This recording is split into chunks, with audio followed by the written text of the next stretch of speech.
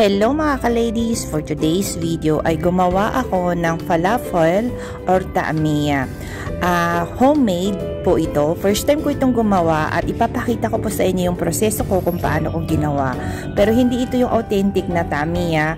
Ang ginamit ko dito ay chickpeas. So ito po yung ating una-unang mga sangkap. Meron tayo ditong binabad na chickpeas ng isang buong araw, whole day na binabad natin. At nung binabad natin ay lalong lumaki at dumami yung ating chickpeas. Hugasan lang natin mabuti at isit aside muna natin. So ito yung mga kasama sa ating mga sangkap. Hindi mawawala yung ating parsley fresh, coriander fresh, at saka yung ating chickpeas, at saka bawang, sibuyas, at saka itong ating mga powder na spices. Gumamit ako dyan ng mga black pepper, kamon, and coriander powder, at saka salt. Unang-una ay gagamit tayo dito ng ating food processor. Ilagay muna natin yung ating chickpeas at i-grind muna natin ito.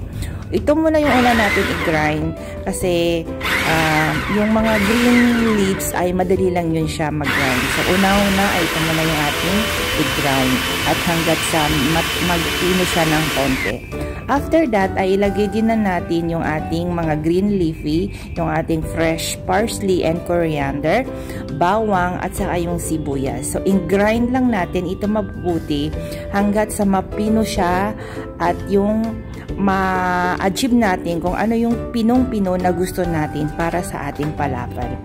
Chickpeas po pala ito yung ginamit ko dito sa ating falafel, pero may ibang taamia o falafel na yung Egyptian falafel talaga, yun yung authentic, ay gagamit sila ng chickpeas at saka yung fava beans. Ang fava beans ay isa siyang full, different siya doon sa chickpeas. So dumako na tayo dito guys. Okay na yung ating falafel na mix na mabuti at nakita nyo naman at nag-green na siya. It means okay na yan. Ilagay na natin yan sa isang malinis na lagayan. At after natin yan mailagay lahat sa ating malinis na lagayan ay ilalagay natin dito lahat yung ating spices na powder. Okay, after that ay mix lang natin mabuti at huwag natin kalimutan lagyan ng baking powder. Isa pa yan na sa pinaka-importanting ingredient ng falafel ay yung baking powder at saka malamig na tubig. 1 tablespoon na malamig na tubig. I-mix lang natin. Mix lang natin ito mabuti. After that, isit aside muna natin itong ating falafel. Dumako tayo dito sa isang ating casserole. Paglagay tayo ng mantika at painitin lang natin ito.